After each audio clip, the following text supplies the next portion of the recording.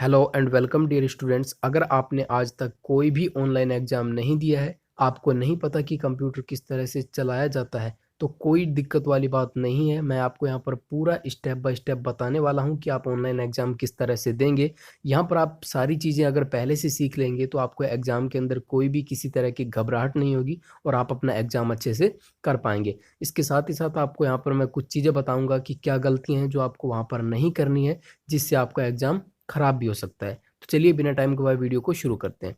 देखिए दोस्तों, यहाँ पर काफ़ी सारे स्टूडेंट्स कमेंट्स के अंदर ये पूछेंगे कि ये एग्ज़ाम हम एसएससी का देने जा रहे हैं या रेलवे का देने जा रहे हैं या कोई अदर लोकल एग्ज़ाम देने जा रहे हैं, तो क्या उन सब का एग्ज़ाम भी इसी तरह से होता है? तो मैं आपको यहाँ पर बता देना चाहता हूँ कि आप सबका एग्ज़ाम इसी तरह से होता है। केवल आपका वहाँ पर जो सिलेबस होता है वो चेंज हो जाता है, उसके अनुसार आपका एग्ज़ाम पैटर्न चेंज हो जाता है। बाकी जो प्रोसेस रहता है वो यही सेम रहता है। अगर आप कोई भी एग्ज़ाम देने जा रहे हैं तो इस वीडियो को लास्ट तक ज़रूर देख के जाना, ताकि आपके एग्ज़ाम के अंदर हेल्प हो पाए और आपको वहाँ पर घबराहट नहीं हो। तो चलिए यहाँ पर वीडियो को शुरू करते हैं। सबसे पहले मैं आपको बता देता हूँ, जब आप ऑनलाइन एग्ज़ाम देने जाएँगे तो वहाँ पर जब आप बैठेंगे तो आपके कंप्यूटर के सामने कुछ इस तरह की विंडो ओपन हो रखी होगी। यहाँ पर आपका सिस्टम नेम दिया होगा, यहाँ पर आपका खुद का नाम होगा, ठीक है? और यहाँ पर आपकी फ़ोटो लगी होगी। अगर इन चीज़ों के अंदर कोई भी गड़बड़ पाई जाती है तो आप वहाँ पर जो आपका टीचर होगा, जो आपका एग्ज़ामिनर होगा, उसको आप तुरंत बताएँगे कि मेरे यहाँ पर फ़ोटो के अंदर दिक्कत है या फिर नेम के अंदर कोई प्रॉब्लम है। इसके अलावा यहाँ पर आपको अपना यूज़र आईडी डालना है, यानी कि आपका रजिस्ट्रेशन नंबर डालना है। उसके बाद यहाँ पर आपको पासवर्ड डालना है, उसके बाद आपको साइन इन पर क्लिक कर देना है। तो आपके एग्ज़ाम स्टार्ट होने से पहले वहाँ पर एग्ज़ामिनर जो है वो आपको आपका रजिस्ट्रेशन नंबर, आपका पासवर्ड वहाँ पर बता देगा। और जैसे ही एग्जामिनर कहता है आपको पासवर्ड और रजिस्ट्रेशन नंबर डालने के लिए, तभी आपको ये डालना है। और उसके बाद जब वो साइन इन पर क्लिक करने के लिए कहेगा, तब आपको साइन इन पर क्लिक करना है। यहाँ पर मैं आपको बताते चलूँ कि वहाँ पर आपको कीबोर्ड यूज करने की कोई दिक्कत नहीं होने वाली, यानी कि वहाँ पर कीबोर्ड आपको यूज नहीं करना है, आपको केवल माउस द्वारा ही क्लिक करना है। तो यहाँ पर आपका कीबोर्ड जो है वो ऑलरेडी दिया हुआ है, ओनली आपको लॉगिन करने के लिए कीबोर्ड का इस्तेमाल करना होगा, जो कि आप यहाँ पर माउस द्वारा जब टैप करेंगे तो आप यहाँ पर कीबोर्ड खुल जाएगा और आप यहाँ पर अपना जो रजिस्ट्रेशन नंबर या पासवर्ड है वो इस तरह से एंटर कर सकते हैं। ओके, तो ये तो रही चीज़ आपकी कीबोर्ड के बारे में। इसके बाद जब आपको आपका एग्जामिनर कहेगा साइन इन पर क्लिक करने के लिए, तो आपको यहाँ पर क्लिक कर देना है। इसके बाद देखिए कुछ प्रोसेसिंग होगी और आपकी विंडो कुछ इस तरह से ओपन हो जाएगी। अब देखो, बहुत सारे कैंडिडेट्स ये भी पूछते हैं कि हम लैंग्वेज किस तरह से सेलेक्ट करेंगे। तो आपको यहाँ पर व्यू इन का ऑप्शन दिखाई दे रहा है, तो यहाँ पर आपको अपनी लैंग्वेज सेलेक्ट करनी है। देखिए, एक तो आपकी बाय डिफ़ॉल्ट लैंग्वेज रहेगी इंग्लिश। इसके अलावा जो आपने अपना मीडियम सेलेक्ट किया होगा, आपके एग्ज़ाम के फॉर्म अप्लाई करते समय वो आपको दिखाई देगा। जैसे कि आपने हिंदी चुना होगा या इंग्लिश या पंजाबी, जो भी चुना होगा वो आपको यहाँ पर दिखाई देगी। तो उसी को आपको यहाँ पर सेलेक्ट कर लेना है। तो चलिए मैं यहाँ पर हिंदी को सेलेक्ट करता हूँ। यहाँ पर आपको कुछ निर्देश इंस्ट्रक्शन दिए हुए हैं, इनको आप पढ़ सकते हैं, ठीक है? जैसे कि आपके एग्ज़ाम के हिसाब से यहाँ पर अवधि होगी, ठीक है? तो जैसे रेलवे के एग्ज़ाम में 90 मिनट की अवधि है, प्रश्नों की संख्या 100 है। और यहाँ पर आपको एग्ज़ाम के बारे में नेगेटिव मार्किंग वगैरह के बारे में दिया हुआ रहेगा, अगर आपके एग्ज़ाम में नेगेटिव मार्किंग है तो। इसके अलावा आप यहाँ पर सभी निर्देशों को पढ़ सकते हैं, क्योंकि एग्ज़ाम स्टार्ट होने से पहले आपको कुछ टाइम दिया जाता है। यहाँ पर हम नेक्स्ट पर क्लिक कर देते हैं और आपको यहाँ पर एक बार और लैंग्वेज को सेलेक्ट करना है, ठीक है? आपकी जो डिफ़ॉल्ट लैंग्वेज है उसको आपको सेलेक्ट कर लेना है। चलिए मैं यहाँ पर हिंदी को सेलेक्ट करता हूँ और इस चेक बॉक्स पर टिक करता हूँ। इसके बाद I am ready to begin कर देना है जब आपका एग्ज़ामिनर कहेगा। तो चलिए यहाँ पर हम बिगिन कर देते हैं।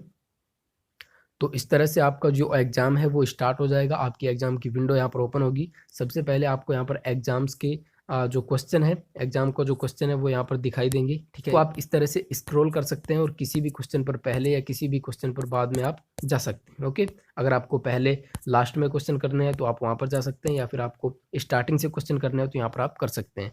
इसके बाद आपको यहाँ पर एग्ज़ाम का टाइम दिखाई देगा, यानी कि 90 मिनट में से अब 89 मिनट और 33 सेकंड यहाँ पर बच चुके हैं। तो इस तरह से आपको यहाँ पर आपका टाइम भी दिखाई देता रहेगा। यहाँ पर हमारा जैसे कि प्रश्न नंबर 1 है, मैं यहाँ पर आपको ये नहीं बता रहा हूँ कि इसका सही आंसर क्या है, मैं आपको ये बता रहा हूँ कि आपको एग्ज़ाम वहाँ पर करना कैसे है। मान के चलिए इसका आंसर जो है वो ऑप्शन नंबर बी है, तो आपको यहाँ पर इस तरह से टिक करना है। इसके बाद देखिए आपको यहाँ पर ये ऑप्शन दिखाई दे रहा है सेव एंड नेक्स्ट का, इस पर आपको क्लिक कर देना है। जैसे आप इस पर क्लिक करोगे तो आपका यहाँ पर देखिए जो पहला क्वेश्चन है वो आपका यहाँ पर बन चुका है, पहला क्वेश्चन आपका यहाँ पर सेव हो चुका है। इसके बाद आप आ चुके हैं नेक्स्ट क्वेश्चन नंबर 2 पर। अब देखिए, अगर हमको क्वेश्चन नंबर सेकंड नहीं आ रहा है तो हम डायरेक्ट क्वेश्चन नंबर 3 पर चले जाएंगे। तो अब आप देखिए, आपका जो क्वेश्चन नंबर 2 था उस पर रेड टिक आ चुका है, क्योंकि ये क्वेश्चन हम देख चुके हैं लेकिन इसका आंसर हमें नहीं पता था, इसलिए इस पर रेड बैकग्राउंड आ चुका है। ये इसलिए दिया जाता है ताकि आपको यहाँ पर पता रहे कि आप किस क्वेश्चन पर पहुंचे थे और किस क्वेश्चन को आप नहीं कर पाए। ठीक है, इसके बाद देखिए हम तीसरे क्वेश्चन का अगर हम आंसर देना चाहते हैं और हमें आंसर नहीं पता है, लेकिन हमको थोड़ा बहुत डाउट लग रहा है इस क्वेश्चन के अंदर कि इसका आंसर ये हो सकता है, या फिर एक दो ऑप्शन में हमें डाउट लग रहा है, तो आपको यहाँ पर उस ऑप्शन को चूज कर लेना है और यहाँ पर आपको mark for review and next कर देना है। ठीक है, जैसे ही आप इस पर क्लिक करेंगे mark for review and next, तो आप देखिए यहाँ पर कुछ ऐसा ऑप्शन दिखाई दे जाएगा जिसमें पर्पल कलर का बैकग्राउंड होगा और उसके नीचे हरा एक टिक मार्क लगा होगा। इसका मतलब ये है कि जब आपके पास एग्जाम में थोड़ा बहुत टाइम बचेगा लास्ट के अंदर, आप इन क्वेश्चन पर यहाँ पर वापस देख सकते हैं कि मैंने ये क्वेश्चन जो है ये रिव्यू के लिए रखा है, तो आप इस क्वेश्चन पर वापस आ सकते हैं ताकि आप उसको दोबारा से सॉल्व कर पाएं या फिर उसके अंदर कुछ चेंजेस कर पाएं। मान के चलिए हम ये नेक्स्ट क्वेश्चन पर आए हैं, तो इस पर भी हम मार्क फॉर रिव्यू करना चाहते हैं, तो हम इस पर क्लिक कर देंगे। अब आप देखिए यहाँ पर दोनों क्वेश्चन का बैकग्राउंड जो है वो पर्पल है, लेकिन इस सिचुएशन के अंदर हमने ऑप्शन चूज नहीं किया है और इसके अंदर हमने ऑप्शन चूज कर लिया था। तो अगर आपके एग्जाम में लास्ट में टाइम नहीं बच पाता है, आप वापस नहीं आ पाते हैं, तो इस फर्स्ट वाले कंडीशन में आपका आंसर सेव हो जाएगा, लेकिन इस कंडीशन में आपका आंसर सेव नहीं होगा। इस बात को भी आपको ध्यान में रखना है। तो इस तरह से आपको मार्क फॉर प्रीव्यू करना है। तो यहाँ पर आप लास्ट के अंदर जो क्वेश्चन की नंबरिंग है उसको देखकर पता लगा सकते हैं कि आपके कौन से क्वेश्चन बचे हुए हैं या फिर कौन से क्वेश्चन को आपने मार्क फॉर प्रीव्यू के लिए रखा है। तो मान के चलिए मैं ये चौथे क्वेश्चन पर जाता हूँ, दोबारा से जाना चाहता हूँ, तो इस पर क्लिक करूंगा और यहाँ पर मेरे को अगर आंसर आ रहा है तो मैं उसका आंसर टिक करके और सेव एंड नेक्स्ट पर क्लिक कर दूंगा। तो इस तरह से मेरा ये आंसर जो है वो सेव हो जाएगा। इसके अलावा अगर मैंने किसी क्वेश्चन का आंसर पहले से दे दिया है, मान के चलिए मैं पहले क्वेश्चन पर जाता हूँ और मुझे लगता है कि इसका ऑप्शन ये नहीं आना चाहिए, इसके अलावा कोई और आना चाहिए, तो आप यहाँ पर उसका ऑप्शन भी चेंज कर सकते हैं, या फिर अगर आपको इस क्वेश्चन को सेव नहीं करना है तो आप इसको क्लियर रिस्पॉन्स पर क्लिक करके और इसका जो ऑप्शन है उसको हटा भी सकते हैं। ओके, तो इस तरह से आपको वहाँ पर पूरा एग्जाम देना होगा। आपको कीबोर्ड का यूज करने की कोई ज़रूरत नहीं है, केवल माउस के द्वारा ही आपको वहाँ पर क्लिक करना होगा। तो इस तरह से आप अपना एग्जाम आसानी से दे सकते हैं। आई होप आपको सब कुछ अच्छे से समझ में आ गया होगा। अगर आपको कोई भी डाउट है तो आप नीचे कमेंट सेक्शन में कमेंट कर सकते हैं, आंसर करने की पूरी कोशिश की जाएगी। इसके अलावा यहाँ पर देखिए एक और यहाँ पर सेटिंग का टिक मार्क आ रहा है, इस पर क्लिक करेंगे आप जैसे ही, अपनी जो लैंग्वेज है उसको चेंज कर सकते हैं और यहाँ पर किसी भी लैंग्वेज के अंदर आप अपना जो क्वेश्चन है उसको देख सकते हैं।